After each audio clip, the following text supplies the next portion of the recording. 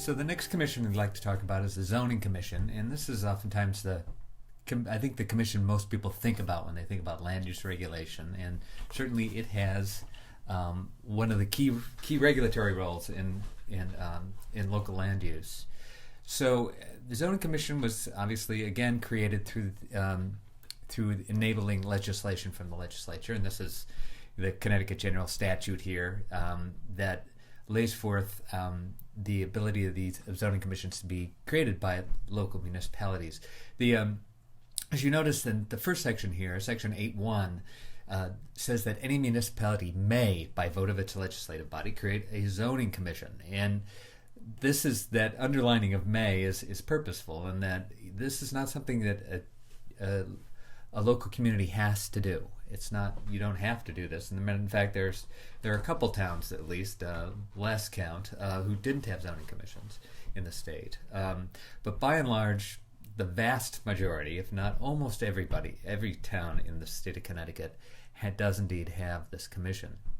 The zoning in particular, and we talked earlier about the police power. This zoning is a direct application of the police power. And if you remember what the police power is about, it's the ability of a government to make laws that protect public health, safety, and welfare. And oftentimes in challenges to zoning regulations, this is oftentimes the question that comes up.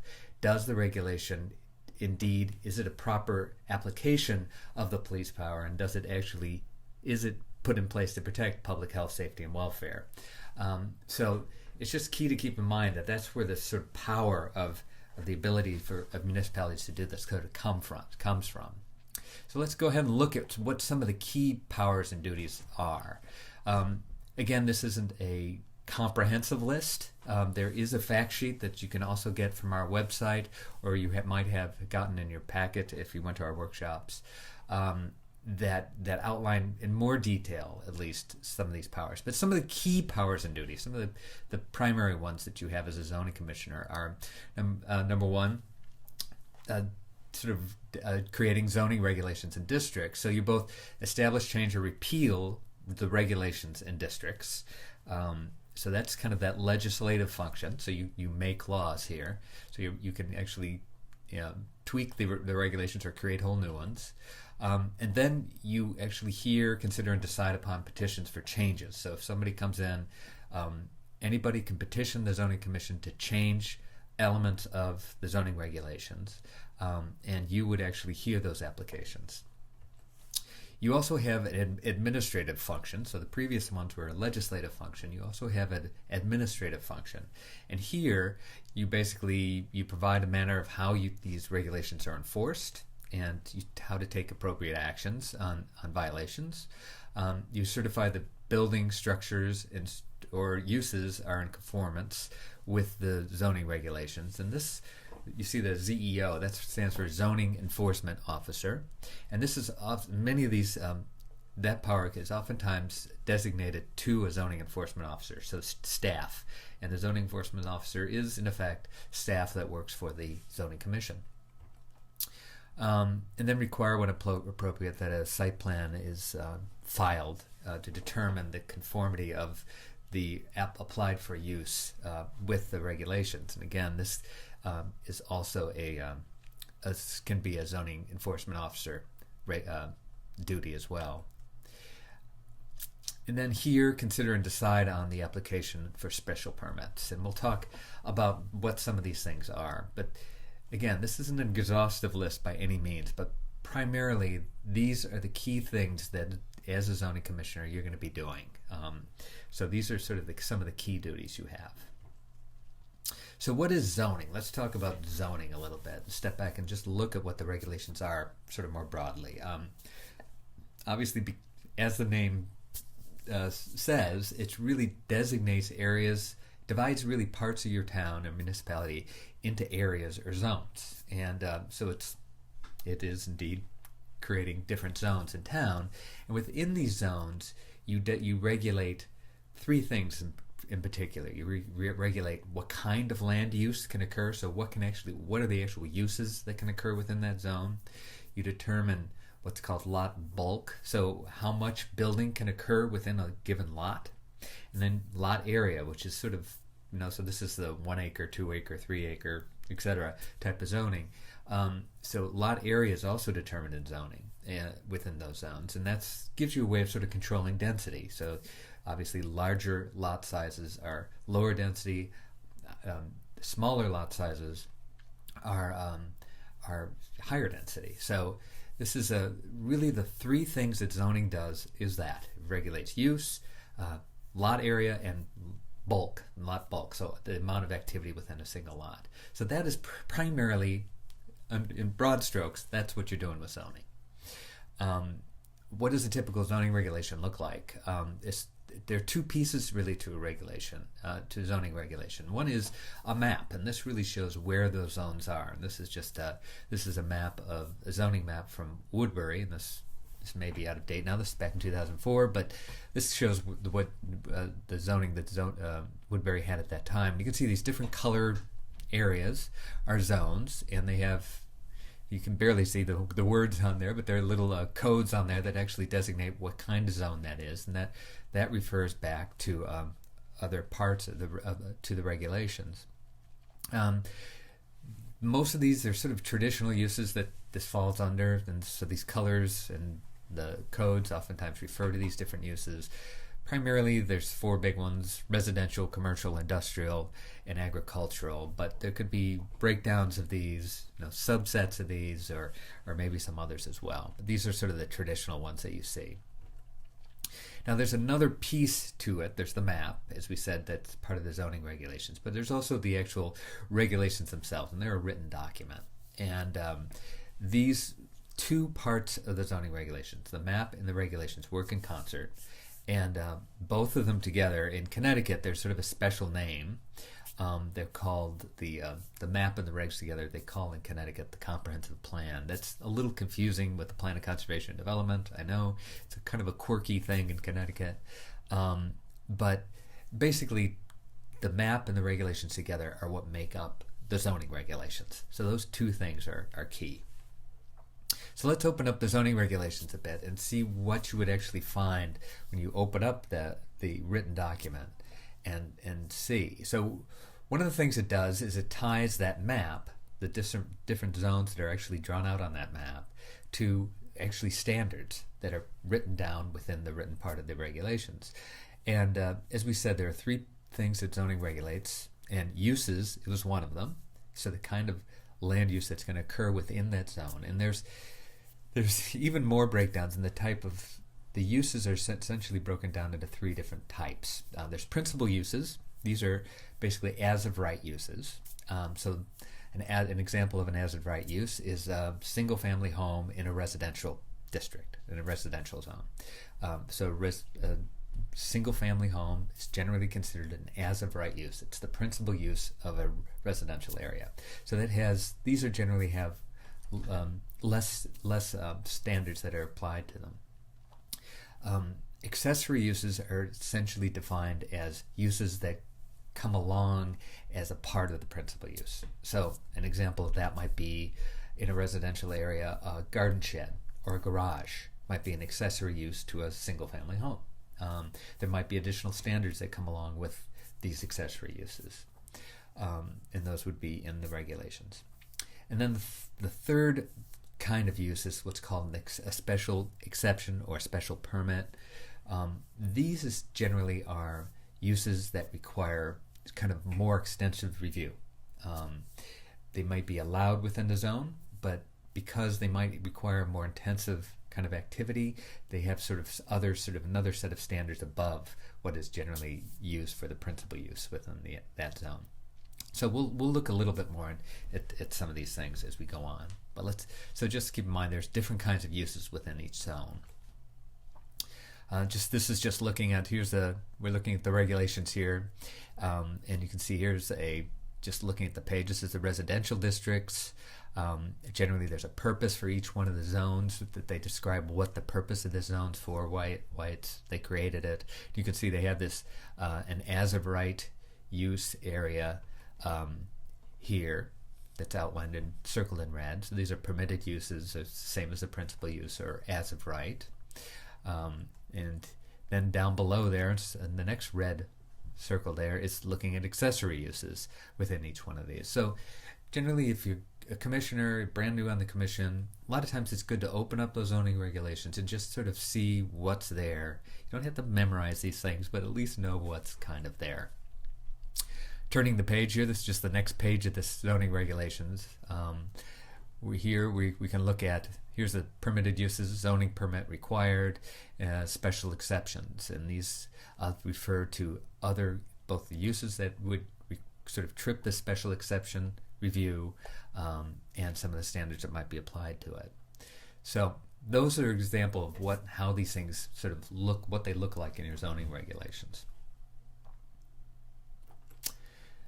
The next key thing is the density, and this is essentially known as lot area.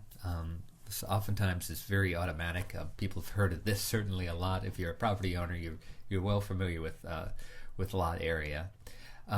It's done generally. Lot area or density is defined in zoning regulations in terms of a minimum lot area. So it designates the smallest a lot can be or parcel can be within that zone. There are other ways that they do it. Also, this sort of limits the size of lots or parcels within a zone, and that can also be a lot width or road frontage. This is how much access or frontage of the lot should have on a public road. Also, setbacks can also affect that as well. So these are things that sort of affect the way a lot can be sized and designed within a given area. So I'm going to zoom in here so we can just take a look at these at Woodbury's zoning map here, and you can see here they have different codes that go along with these different zones. They have the OS 60 and the OS 100, and you can see there's other zone designations here. To know exactly what the standards are for each one of those, you would go again back to those zoning regulations that we were looking at earlier, and you would look up what those standards are for the specific part. You'd find that within the written document.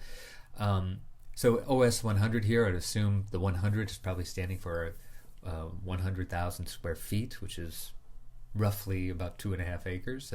OS 60 is probably standing for 60,000 square feet, which is roughly about 1.5 acres. So there's different ways towns do this. It's really up to the town how they want to designate density or lot area, but that's certainly a first thing for you to understand and try to get familiar with when you're on a commission.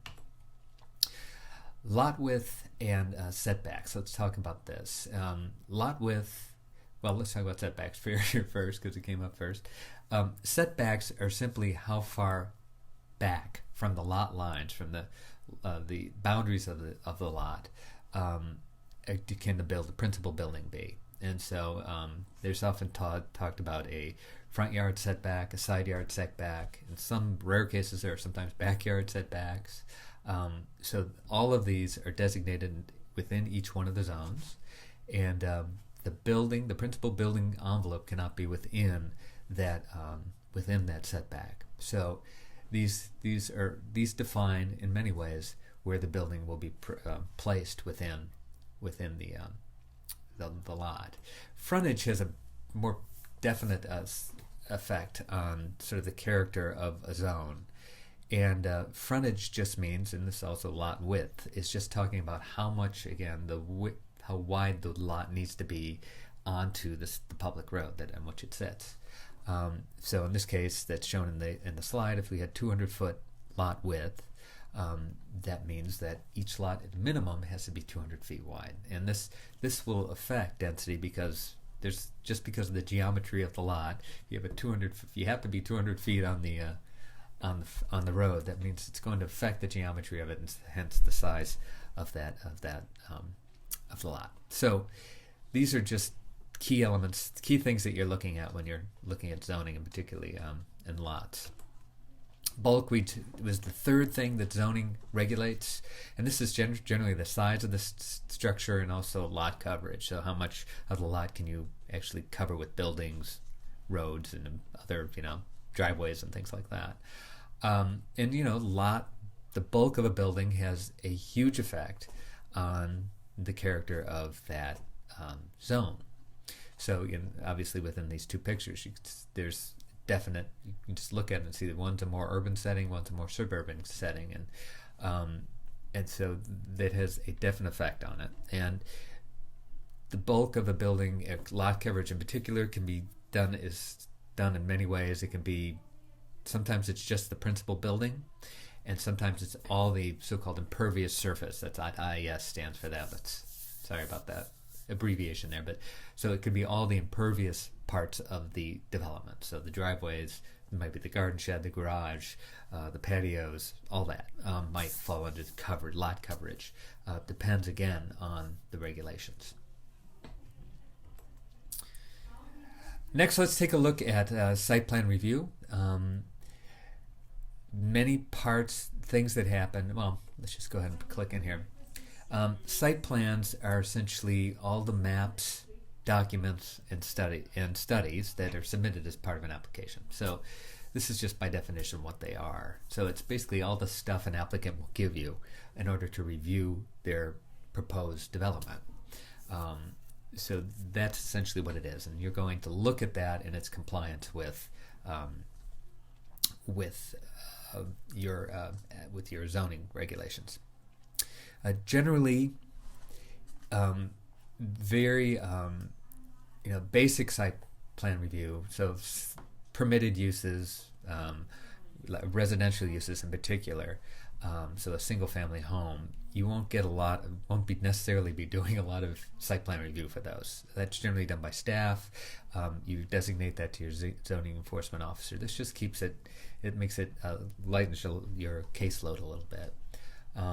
More intensive uses, however, particularly commercial uses and other uses that are going to generate a lot of traffic and or potentially have signs and other things, those oftentimes will come in front of you.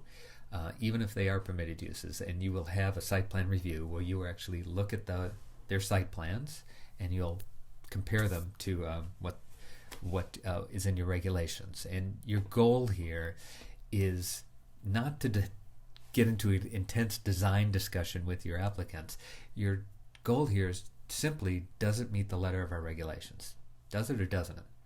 And you really advise you not to have a lot of discussion over specific options that they might do, that kind of thing. That really is not the commissioner's role. Your role is, does it meet the regulations or doesn't it? And if it doesn't, or if something's ambiguous, you ask a question and you try to get a yes or no out of them, and that's what you want to do. Your goal here is strictly administrative. So this you'll be looking in the site plan, in the map reading and plan reading section of our training. We do look at some of these site plans and how some of the techniques you can use to help review them and how you actually go through one of these reviews. We talked about special exceptions and permits as sort of the other role of what happens under zoning regulations. And special exceptions or special permits are generally something that's under each one of the different zones within the regulations, and it's essentially a use that has some sort of, because it has might be permissible in that zone, because it has a more intensive kind of quality to it. You're setting a higher bar for it. An example of that might be, for example here, a daycare within a residential zone. Daycares will generate traffic. They generate obviously some noise and some other elements. And so you might have a different sort of if you have an application for a daycare within a zone, you'll have a sort of another set of standards that applicant will have to meet. It might also apply to an office within a residential area or some other things. So when you look at your zones, you might see within a given zone special exception and a list of uses that might click that special exception. process, and we'll refer to another part of probably of your regulations that sets forth what the applicant needs to do in order to meet the special exception permit. So this is another thing that you will be doing as a zoning commissioner. And it's just, again, you don't have to memorize these things, but it's nice to go through your regulations and familiarize yourself with where these parts of your regulations are. So as a zoning commissioner, now and then you'll have a member of the public come in with a zoning amendment, and this is oftentimes called rezoning. Anybody can propose this. It basically is a proposal to make a change to the existing zoning ordinance or map. So both either the written part of the document or the map. They could come in and say, we want to change the boundaries of a given zone, or they might even be proposing a new zone. And there are many different kinds of zones, but they may well be doing that. And this can be proposed by a property owner, an applicant, or the local government itself can do it. The key thing here is that because you're really starting to tweak regulations and laws, so your local laws, you basically are serving in that legislative framework again as the legislator, and so you have to make sure that you follow proper statutory procedures and regarding public notice and public hearing, and your staff can certainly help you with that as you go along. But this is primarily what you'll be doing is trying to see if this zoning amendment or rezoning matches what you're trying to accomplish in your town, particularly using the Plan of Conservation and Development. And if you're a little unfamiliar with what the Plan of Conservation and Development is, either go take a look at the planning commission section of this online training, or certainly get a copy of your town's plan and make sure that you're a little bit familiar with that, particularly during the rezoning hearing.